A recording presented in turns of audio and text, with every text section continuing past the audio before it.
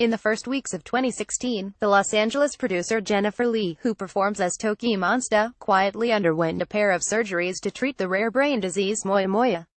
In the months following the procedure, she lost, for stretches, her ability to produce language and to hear music. Traumatic, to be sure, for a person whose identity and livelihood are inextricable from sound.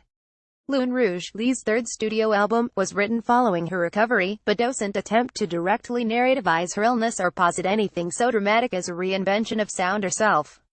Rather, it serves an affirmation the songs here have a pleasantly everyday quality, folding the eclectic, but sometimes grating, glitchiness of Lee's older work into streamlined pop compositions.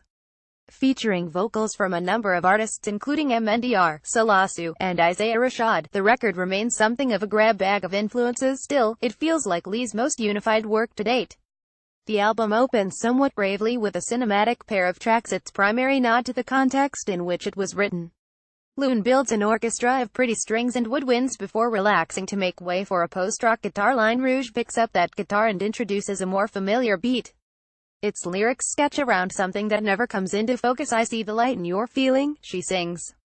Such is the emotional timbre of Lune Rouge, charged, to be sure, but vague enough for listeners to project a range of feeling onto its songs. As is often the case with this sort of smartly made Edmalite, the glossy melancholy that introduces the album is quite effective in hooking in the listener. Rouge gives way to the somewhat blander Thief, an R&B track about romantic ambivalence featuring vocals from Saints. Even as things get less interesting, Lee's production has an archetypizing effect that invites tuning out. Citing a generational shift in the dominant modes of arranging and consuming music, Lee described Lune Rouge in a recent interview as a playlist of songs for one person. It's funny to think of this collection of songs as a playlist, rather than an album proper. The distinction suggests it as a set better suited to effect management than expression.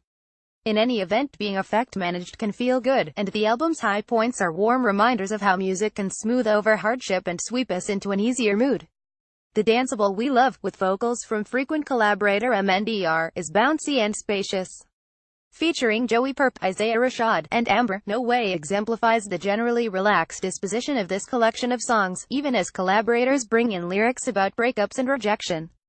On Don't Call Me, a kiss if delivered with a sort of pastel dreaminess, Lee's orchestral electro provides gently icy ground for Yuna's vocals. The producer skillfully folds in oddball details. Acoustic clattering and rounded abstract vocals form a beat on bebop. Sharp-edged strings give the otherwise conventional choral ballad a strange, satisfying texture without superseding her familiar pop structures. Lune Rouge doesn't push hard stylistically, but it's a comforting and confident album. It entertains life's ups and downs while remaining faithful in our ability to ultimately have a good time.